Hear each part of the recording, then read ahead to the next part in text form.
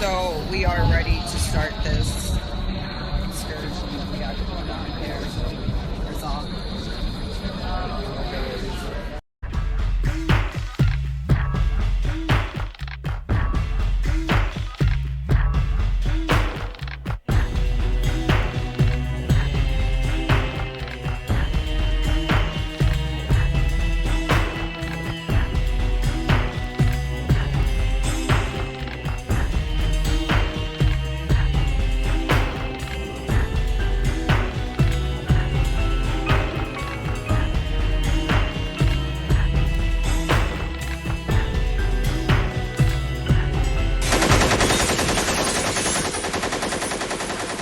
Everybody, welcome back to Supernatural Eye. My name is Francesca Garcia. I'm your lead host investigator of this show.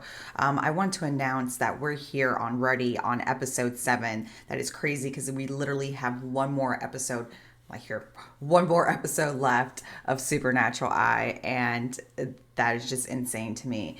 But this episode is very special. We are here to discuss the one and only, pretty much the most dangerous city of the United States, statistically speaking. With its high risen crimes and possibly haunted. But anyways, we're here to announce and discuss the one and only Chicago, Illinois. Yeah, we're here to discuss Chicago, known to be the Windy City. And definitely it is known for its crime. Like right away when you step into Chicago, you feel like the energy, just like it's super dark and just like mob-like, literally what you would think. It's a beautiful city. With fun and filled with activities, a lot to do there, but definitely it is like very, very haunted. We went during July 3rd of 2017, so we went around like 4th of July weekend from what I recall. Crew members in this episode would be, well, obviously myself, my sister Liz, Samantha, her sister Melissa, Edward, Richard, and Lily. So all of us, we went to Chicago and we went on this adventure, this ghost tour adventure that they have to offer. And let's just say it was very unique. We investigated, I believe it was 5 spots. And we will go through these spots. I'm not going to go into very much detail of the history of the locations. I'll try to brief it up and sum it up. And I'll focus more on the evidence I've captured during my ghost tour. So again, not everything that you can capture during a paranormal investigation always has to be during investigations. It can always be done in ghost tours as well, depending on the locations if they're very active. So again, Chicago is very notorious for its mafia and mob-like rich history. So you can only imagine what type of paranormal energy is brewing up over there. So now let's jump into these 5 haunted locations that we investigated and discovered amongst our ghost tour. Big shout out to the Chicago Ghost Tour. I forgot what they're called. I'm sorry, my memory's like super off, but they're really known. I believe like Belinsky, I think it's her last name, if I'm saying that correctly as well. She's a really known paranormal investigator in the city of Chicago, and she like dominates that area. So it was her ghost tours, and I just want to say it was fantastic and very knowledgeable and educational. Highly recommended. So anyways, we visit Billy Goat Tavern, Chicago Water Tower. We also visit the the Eastland River Disaster, the Holy Name Cathedral. I know it's an odd name for a church. And last but not least, the Orocust Theater, if I'm saying that correctly, which is known as the Chicago Grand Theater Fire or Great Theater Fire. So these are the 5 locations that we went on during our ghost tour, and we're going to discuss a little bit further. So again, I'm not going to go very into detail, so we're just going to sum it up. Again, Chicago is very known for its rich mob life history and its relations to the mafia. I don't know if I've ever mentioned, but I've always have my connections to Mr. Sir Al Capone, known as Scarface Al Capone. As you already know, I visited Alcatraz, and in season 2, we'll be discussing a future episode that I visited another future location down in Miami that he used to stay at. But anyways, I feel like I have some ties with all the time with Al Capone during my investigations. And this happens to be one of them that fall in my lap, which is Chicago, the city that he pretty much dominated. That is his hometown. And he was like the goat of the mob back then.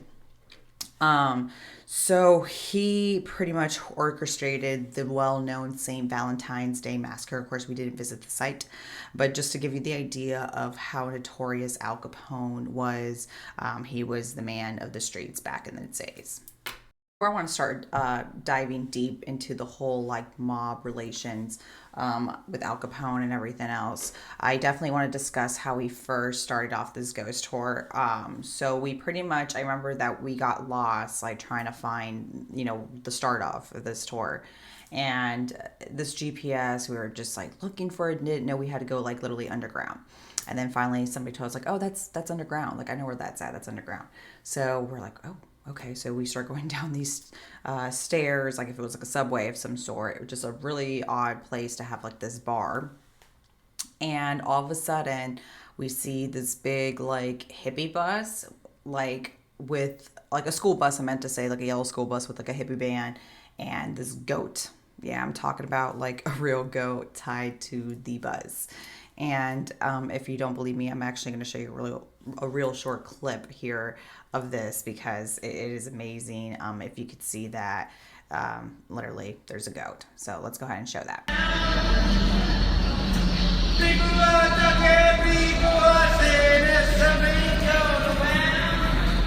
So yeah, that is Billy Goat Tavern. If you haven't heard about Billy Goat Tavern, it is a really known tavern if you're into sports, I meant to say, sorry, I cannot talk. If you're into sports, then you're definitely going to know a little bit of the history of the curse of the Billy Goat Tavern. And to give you a little bit of history of that, there's this Greek immigrant named William Sinanis, against Cianas, or maybe, I don't know if I'm misspelling that right, but CNS. And he bought this known bar.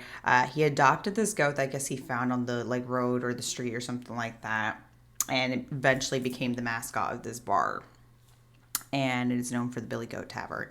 So rumor has it how this the Cubs got cursed in this known World Series, or why they keep losing is because of this tavern. Apparently, he bought 2 tickets for him and his goat, and the ushers wouldn't let him in, and they said they had this no pet policy, and the reason for it, I guess, his goat stinked.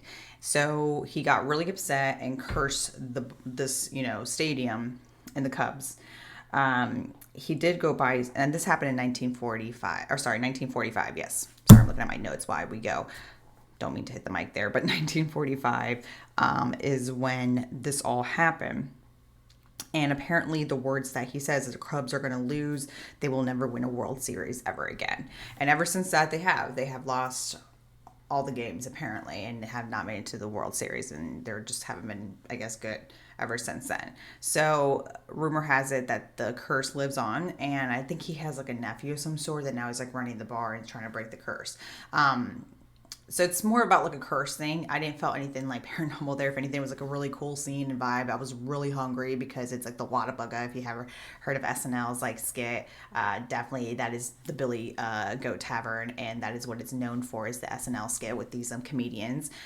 So definitely the Whataburger is like what got me really hungry, and that's what I wanted. But this goat thing was like, what the hell? Like there's literally a goat of our starter. I knew usually when I do these investigations and ghost tours, I'm always dragging my friends or sometimes family members. I definitely had to drag the majority of this group. There were 7 of us, including myself, and some were down, like, oh, we had to find a fun-filled activity, and I was the one that wanted to do this ghost tour, obviously. So a lot of people in our group were like scared to death, and it took a lot of convincing for me to tell them like, this is not an actual investigation, this is a tour.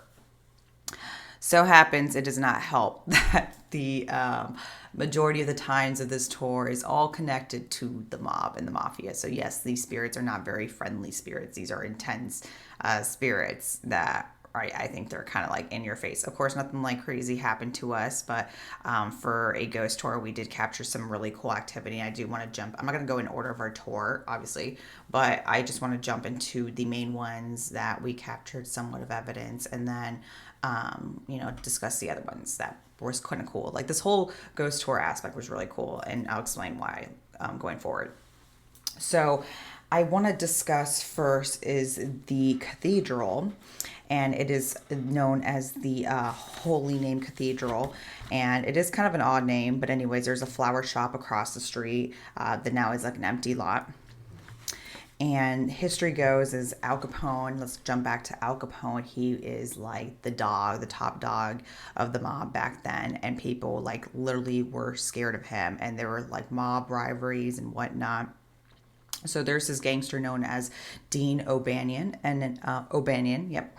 And he was actually killed at this flower shop that was across the street. So the Holy Name Cathedral is right here, and the structure is still there, by the way. And it's a very like gothic looking Victorian style cathedral, and I just absolutely love it in every way. It's very beautiful. But there is an empty lot across the way that was supposed to be a flower shop, and Dean O'Banion apparently was shot there, and it was orchestrated by the Al Capone mob. So Al Capone was, again, very feared back in the days and did orchestrate a lot of these killings, even known as the St. Valentine's Day Massacre. Odds that we're talking about this during the month of February. And literally, I'm talking about this like the weekend before Valentine's Day. Ha! The irony. Anyways, so the Holy Cathedral was definitely very active. I think it was definitely our most active investigation, or location, I meant to say, out of our mini investigation. And in the cathedral, you can see the bullet holes that was shot. And the guy that was shot there was Jaime Wise. And he was the protege of O'Banion. And they were like in their same gang back then, which was the rivalry of Al Capone's gang. But again, Al Capone was the top dog. So he was shot on the steps of the cathedral, and you can literally see that the bullet holes that remained of the cathedral wall. I saw it myself. It was very crazy, and rumor has it that these bullet holes were trying to be covered like numerous times, and they're unable to be covered. So that's kind of spooky. So who knows if it's just something with the architecture itself, or it could be that maybe the spirits are making sure that those holes are there. I don't know, but it is weird because it's a holy site, and then that tragedy happened with the mob. So who knows if now it's just like one of those, bad luck kind of situations. I don't know, or a curse situation. Who knows? But I thought that was kind of interesting. And it was cool because you can literally see the bullet holes still there and remaining. So anyways, a cool thing that happened to us during this experience is we pulled out some dowsing rods, and literally I recall that, and I'll show the video clip here shortly, but I recall that I was, the other girl was next to me, not from my group, from a different group. And we both had some dowsing rods actually provided by the ghost, tour, that was leading the ghost tour. The guy, I forgot his name, but he was really nice. And we were doing our thing, and I remember the question that was asked was direct us to the flower shop. So again, I'm not going to say it's 100% paranormal, but I thought the odds were weird, and you can see by the direction of my hair if you really want to analyze the wind. It is known to be the Windy City, so that's why I can't say it's 100% paranormal, because it could be debunked.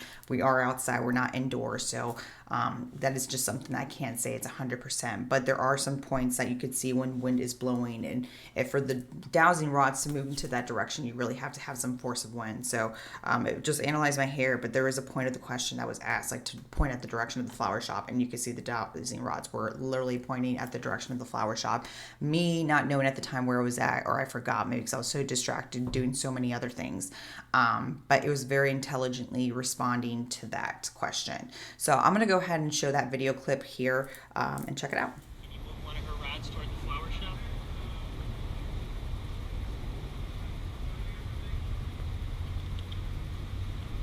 Let's go. Wow. Mira ahí.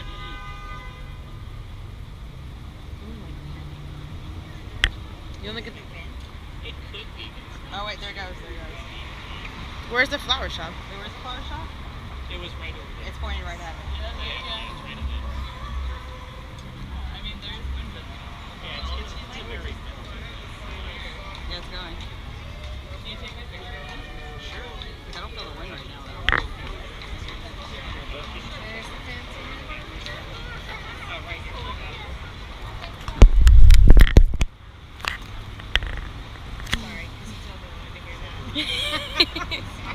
Yeah, I don't like this at all. Yo, oh shit.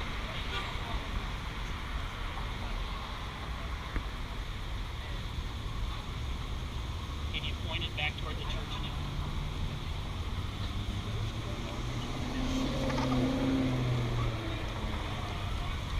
No. Es que la brisa me llevaría para este lado.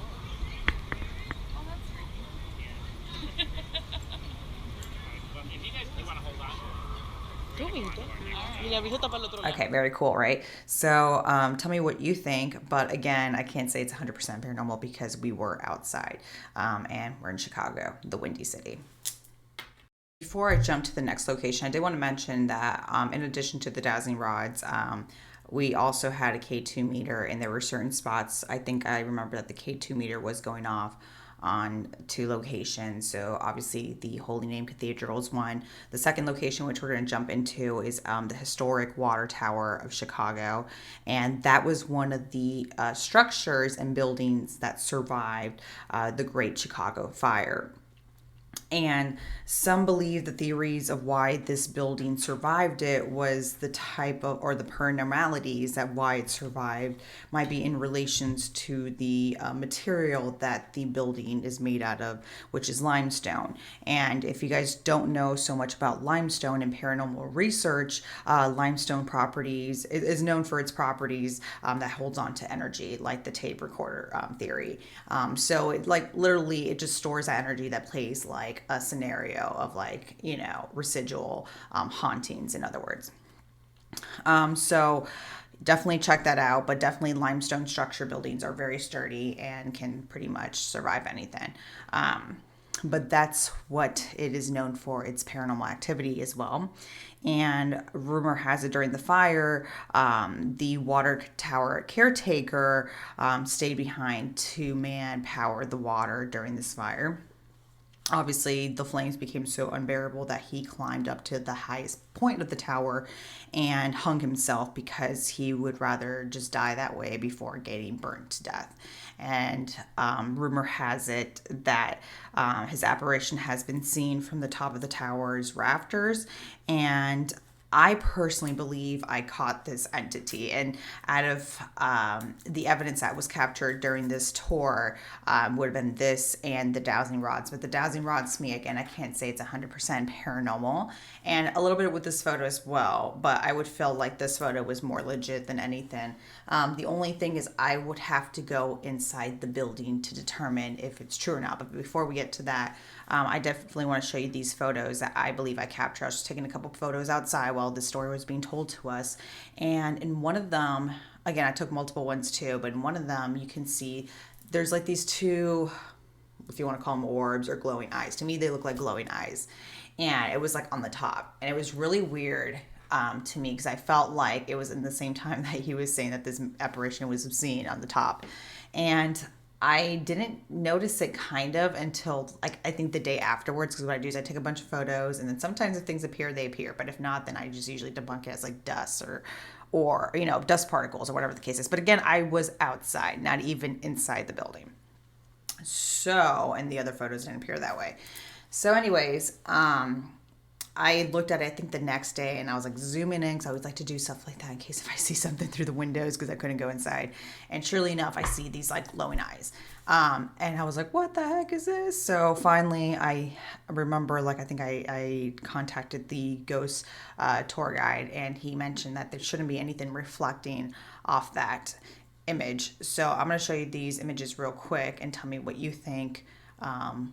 And by the way, one of the members of my crew, which is Richard, he is a photographer, so he takes photography for like weddings and all this stuff and videography, and he enhanced these photos. So I'm going to show you like the regular photo first as a normal photo, so you can see here that this is the regular photo, and then shortly after, this is the zoom in photo. So this is the original zoom in photo, and you can clearly see like 2 glowing red, like red, I said red, like I want to make it so dramatic. You can see these 2 glowing eyes.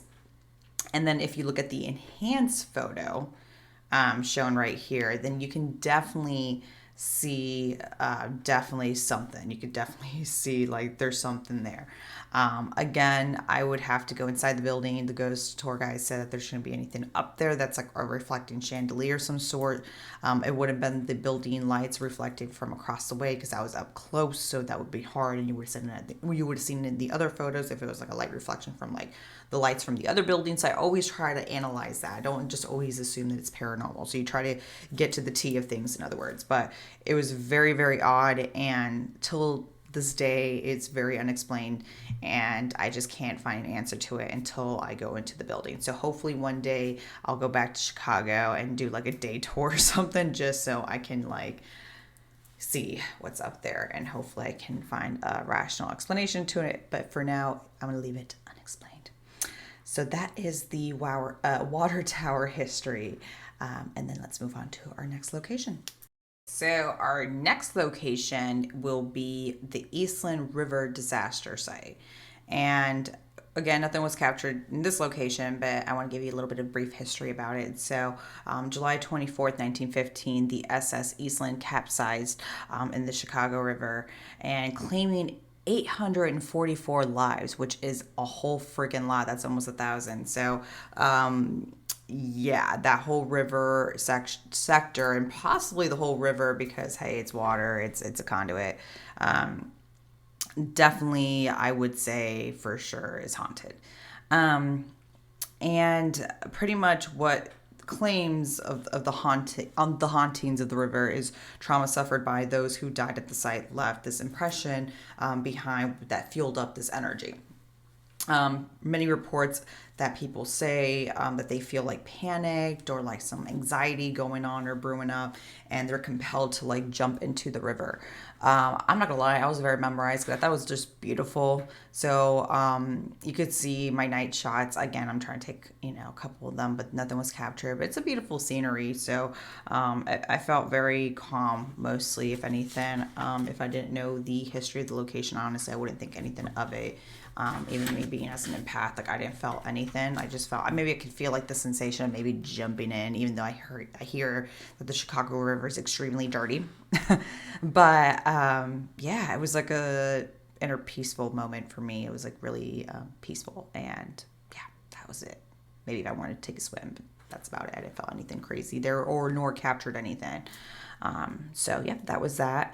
And last but not least, okay, so this was like our final stop, I kid you not.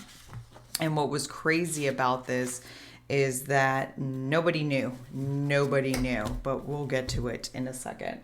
And you would think I would have planned it, by the way, but before we get to that. The next location I want to discuss is the James and Netherland Theater Death Alley, which is known for, and also known for the Grand Chicago Theater Fire. Back then, it was the Iroquois Theater, and then at the time, this is our hotel, by the way. Yes, we stayed at the Grand Theater Fire. But anyways, at the time, it wasn't named the Netherland Theater. It was called the Oriental Theater. But we stayed at the Cambria Hotel, which is connected to the theater. It's like literally the same building, but just like right next door to each other. And back then, the theater was known to cost $1 million, which equivalent to nowadays, that is $32 million, which is a lot of money. It attracted a large audience. It was very popular for entertainment back in its days. And at the time, it was known to be this fireproof theater with this grand structure, because back then Chicago was into innovations, and it was very competitive with bigger cities like New York and all that to try to build the best of the best.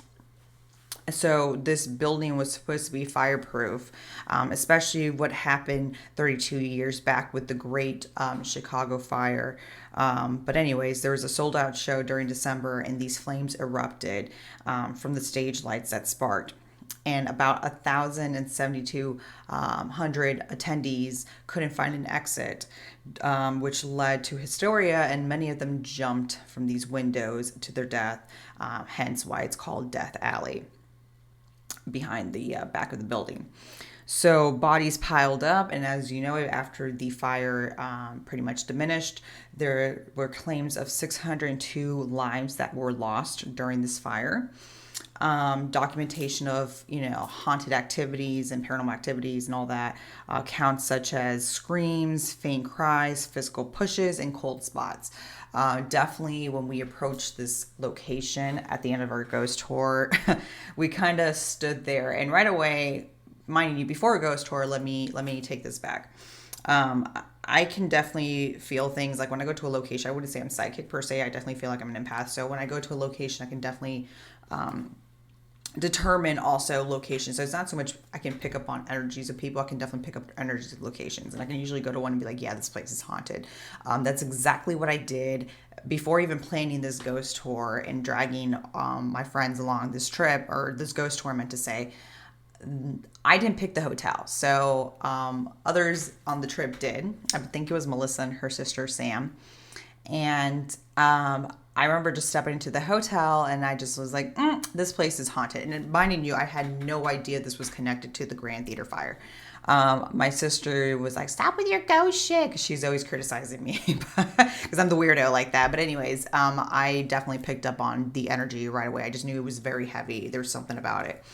And then surely enough, when we did the ghost tour, that was our last stop. So right away, when they were kind of discussing the story, I looked at it and I knew. I didn't say anything, but I knew like this was our hotel.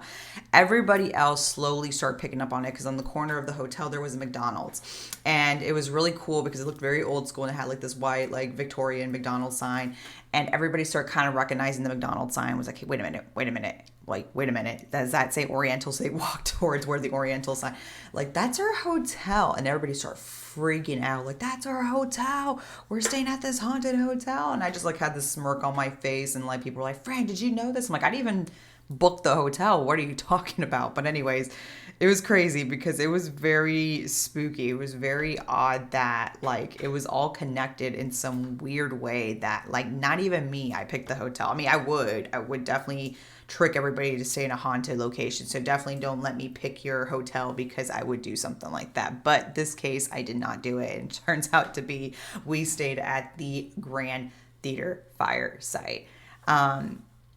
Definitely I picked up on spooks, and in my hotel room I definitely would say so as well. Now, nothing was captured in the ghost tour, nor nothing was captured when we stayed there. I don't think the others that were staying, because we stayed at 2 rooms. So in my room it was my sister and I and Richard. Richard slept in one bed, and like my sister and I slept in one. In the other room it was Sam and her husband, and then Melissa and her friend Lily. And I don't think they experienced anything, but I definitely had some nightmares, and definitely Richard had a night terror. It was like crazy because it was done at the same night. I think it was at the same night of the ghost tour, so psychologically maybe it was something that we had embedded in our heads beforehand. But I had some weird nightmare that I was like trapped, and I was like running away. I thought it was maybe from some like mobster, but definitely maybe not. Maybe I was like running away from like a fire or something. Maybe that was like that panicking hysteria feeling, but definitely that's what I felt. Don't remember too much details, but I remember I woke up from my night and I was going to the bathroom, and I just hear like screams, and it was coming from Richard. And he was literally panicking, having like a night terror, and he could not. And the difference between nightmares and nightmares is like, obviously you're going through the same episode of a scary dream, and you can wake up from it in a nightmare. A night terror is like you're going through the same experience, other than you cannot wake up from it. So that is a night terror. Richard was going through a night terror, and he literally was like, I remember like in Spanish, he was like, no. And I almost wanted to wake him up, but you can't wake up somebody in that current state of mind. So I remember asking him the next day, like, hey, are you okay? Because I woke up in the middle of the night. I had like a bad dream, and I saw you like freaking out, and I was kind of curious. Like, I was like literally watching you while you were asleep like a freaking weirdo, because I just was like, what the heck is going on here? And he told me like, yeah, he had this really creepy dream that he was being chased by some mobsters, and he was like, I think tied to a chair, something crazy like that. He was telling me some like mob related story, and that like he was being chased down. So creepy that we both had like not the same dream, but we both had some like nightmares, and like he had experienced night terror. So that happened at that hotel. Now, would it be paranormal? I'm not sure. Maybe it's just psychologically we, who knows? Like we just had that in our back of our minds because we just went through a ghost tour. But it was really creepy that the odds is that we landed at this hotel. So yeah, that was pretty much our adventure of the whole Chicago experience. So definitely would I go back in a heartbeat. Chicago is amazing. And I think it's definitely a city filled with culture and definitely paranormal activity. So that wraps up the Chicago tour. And one thing I did want to mention, I did went to some badass Red Hot Chili Pepper concert with Richard one day. Like it was just not, I mean, nothing relations to paranormal, but that was really cool. So the concert was amazing, and the Red Hot Chili Peppers are just badass team. So can't go wrong with that. But yeah, Chicago, super cool. Check it out. And that sums up episode 7. So I can't believe we have one episode left, and that leaves season 1. We are going to discuss episode 8, and not to give you too much detail, but that is another out of state investigation. And we are going to wrap that up, and we're going to investigate Savannah, Georgia. That is right. We are going to investigate a location in Savannah, Georgia. I'm not going to give out too much details, but stay tuned for that trailer, and you know what's going to happen. Another special announcement I want to make for War Party Paranormal. Our team is making big moves. We just released our episode with Univision for the spiritual town of Casadega. And again, season 2 is going to be more incorporated with like my investigations with War Party Paranormal and how I slowly became a solo investigator and start getting inaugurated to the team. So that is basically what season 2 is going to be about, and my adventures during those investigations and what you guys have seen me gone through these past 2 years for 2022 and 2021. So that's going to be season 2.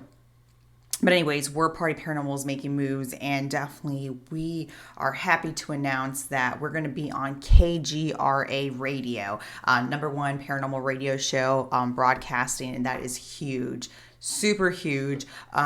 Big congrats to Eric and Mike, team members. They're going to be our hosts and co-hosts of the show, and they're pretty much going to give us a bunch of interviews to all the team members of War Party Paranormal based on the locations that we investigated.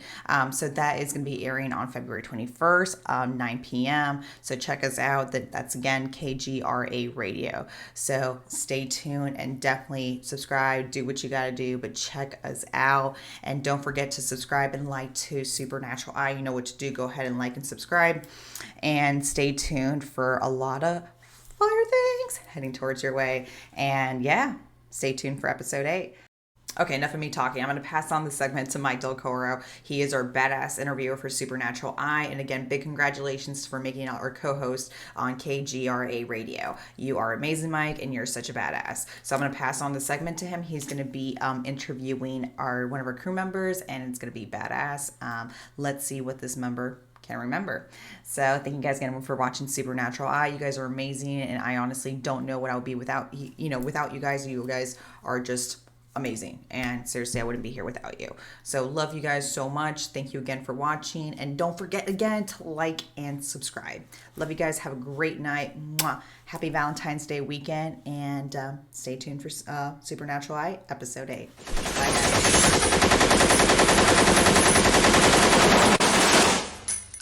Hey, how you doing? My name is Mike Del Coro. I go by Florida Paranormal Researcher on my social media. I am a paranormal investigator with War Party Paranormal here in South Florida, on the team with Franny. And today I'm here with Melissa, and we're going to go over some questions and talk about your trip with Franny to Chicago. Sounds good. Hi, my name's Melissa. Hi, Melissa. All right. So are you a skeptic or a believer, like in paranormal and spirits, afterlife, things of that nature? I would say I'm a skeptic. All right, cool. And then how do you know Franny? Franny, I've known Franny for a couple of years actually. I met her through one of my sister's best friends, and after that we've had the opportunity to hang out at a lot of events and even travel together. So Awesome. we're definitely friends at this point. Okay, cool. Very cool. Did you like Chicago and then like the history and learning about the history of the dark past of like the mafia and the different things and the stuff that you learned on the tour? I did. I thought the city was great. I thought the tour was not only informative, but it kind of was geared towards a wide audience. So whether you were a skeptic or a believer, as you framed it initially, I think it was a tour that was accessible to a lot of people. So it was great. Awesome. What's your perspective on the paranormal and things unknown? Yeah, I think initially my perspective is I'm not too well versed on it, so I'm not sure I understand much of the terminology or specifics as to how things are spotted or how things are coded as, I guess, paranormal activity, or what may seem like it's actually related to paranormal activity versus, just a regular sound or Yeah, a regular, something else. Absolutely. And that's one thing that we as a team, as investigators, like to rule out and make sure that we're not picking up things that could be explained and things of that nature, and debunking different things. So yeah, no, that's a good way to look at it for sure.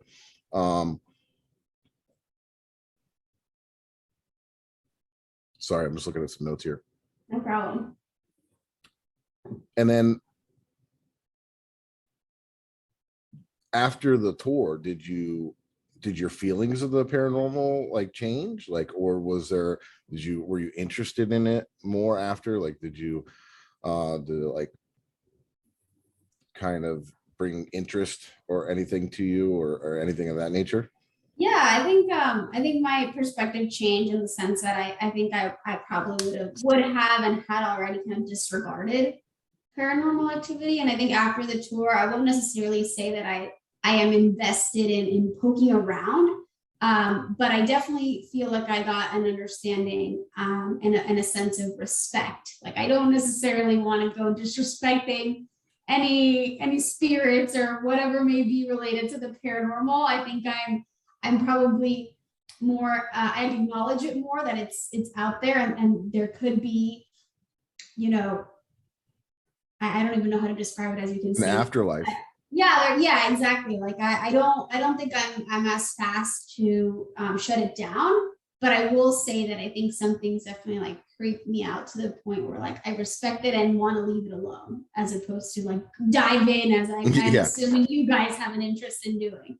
Exactly. And just like just to throw it out there, so kind of like what we do as a team, our main goal is to help people that have problems with the paranormal in their day-to-day life. So if they feel like their home is haunted, or a business, and it's disrupting them, as a team of investigators, what we'll do is we'll come in, investigate, give them either validation that there is something going on, or debunk it and prove to them that it's something else, it's something regular, there's something that's it seems paranormal but it's not. Or eventually, if maybe they have a high stress situation or something mental going on, then we'll get them to the right people to help them with that. So obviously not everything is paranormal, and we go in there to investigate to find out what is and what's not, and if anything's going on, to help the people. And that's why we hold all the events that we do and everything. We raise money for historical societies, we meet people and get people comfortable with us in person, that they'll come up to us and say, hey, by the way, and we don't charge anything for any of that. It's all a nonprofit thing. We do it just to help people and get out there and investigate. That's great. Do you recall a random goat during the tour? Yes, I do. Yes, I do. Tell us about that. We were walking in at this point under what seemed like a bridge or like an alleyway as part of the tour, and there was a random goat kind of moving around, and we were all very surprised whether this was scheduled or part of the tour, whether this was just random, and it all happened really fast, and I can't say I have much more detail than that, but it was weird. Yeah, so like Franny emails me kind of like a little brief overview, but I don't know really much about the story, like of what went on there. That's what makes this interesting. Sorry, that's my dog.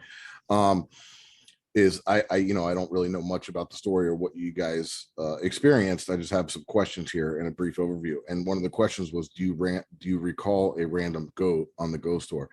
And I text her, I was like, did you really mean to say goat? Like, and I, I was like, question mark, like the actual, like a goat. And she's like, yeah, laugh out loud. So that was kind of funny. I was like looking at the goat. So did you during the tour or any of these locations, because there's like a multiple locations, 5 locations that you guys visited, right? Billy Goat Tavern, hey, another goat. Chicago Water Tower, there was a haunted theater, the Holy Name Cathedral, and site of the Eastland River disaster. During your presence at any of these locations, did you feel any shift in the energy or presence or anything that other than just like maybe like getting spooked out or something like that, but maybe kind of like felt like a presence or anything like that during the tour? I don't characterize it as like a presence, but at some point in the tour, and it might have been outside the church at this point, if I remember correctly, but Franny actually had like a little device or something that was measuring energy, and it would light up and kind of alert to certain things. And I think at certain points, when the tour guide was giving information and we were kind of waiting around, it did go off several times. So I don't know if I was prompted by that, or if I hadn't paid attention to it before. But after that, I think we were kind of looking at each other and wondering, like, are you imagining this? Am I imagining this? So I don't know if it would be like a presence or so, but definitely like a vibe, I guess. Yeah, I think what you're referring to is a electromagnetic field detector, so it detects energy. Yeah. Yeah, no, that's pretty cool. And what was the most spooky location that you went to that you could say that kind of gave you the creeps? Probably the hotel, and only because we started the tour, and it kind of like, I think the stories and the intensity about any potential backstories related to the sites kind of intensified as we went on. And when we got to the hotel, to be honest, I don't even remember the underlying sort of story there, but we were told, I think, potentially about like a murder and a few things that happened towards the back end of the hotel.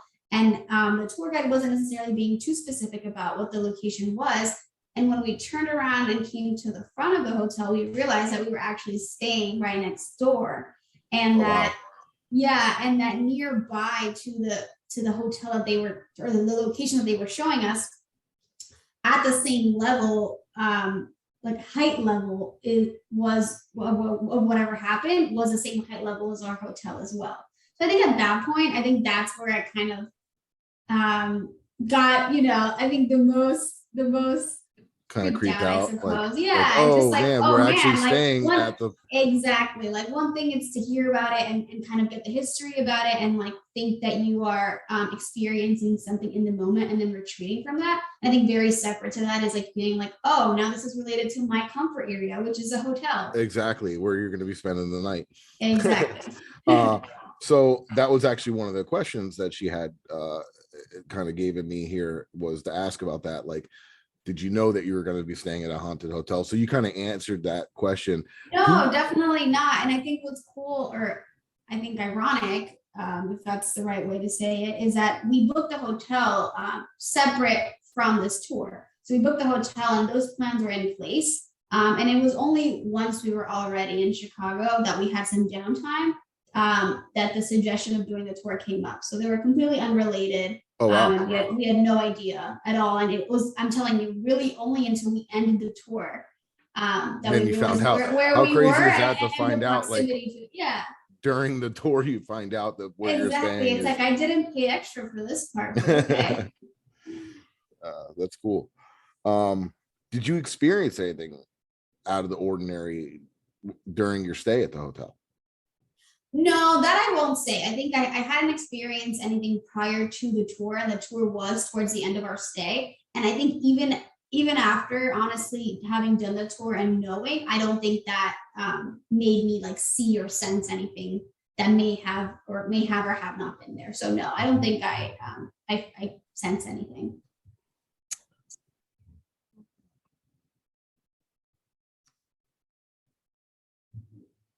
So during your trip, there was multiple people with you guys. I think you had 1, 2, 3, 4, 5, 6, 7 people like total in your around group. there.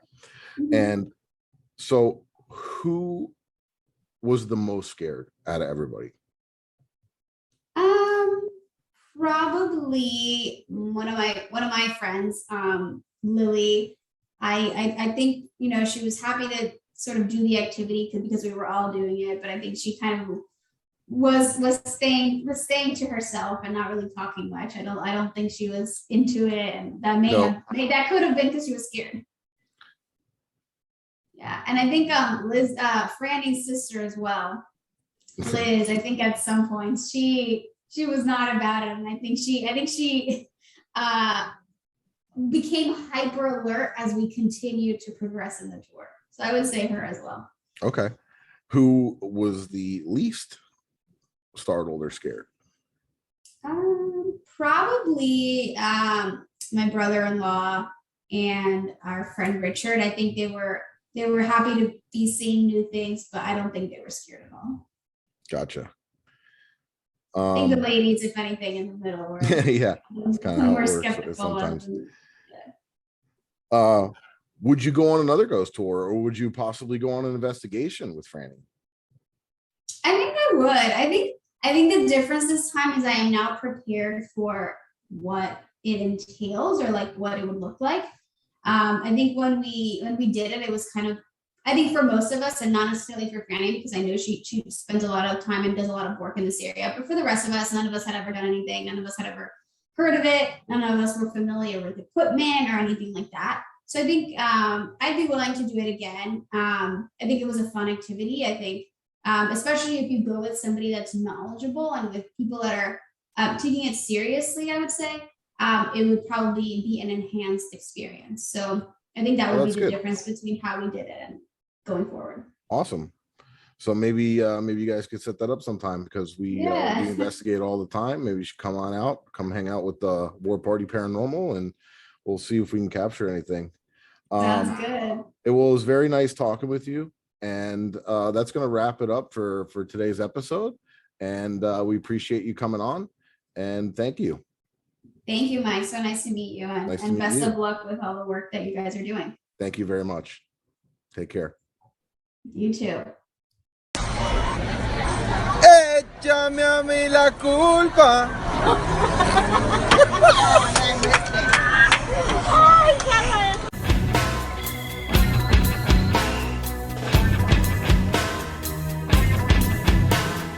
Walking, waiting, alone without a care, hoping and hating the things that I can't bear.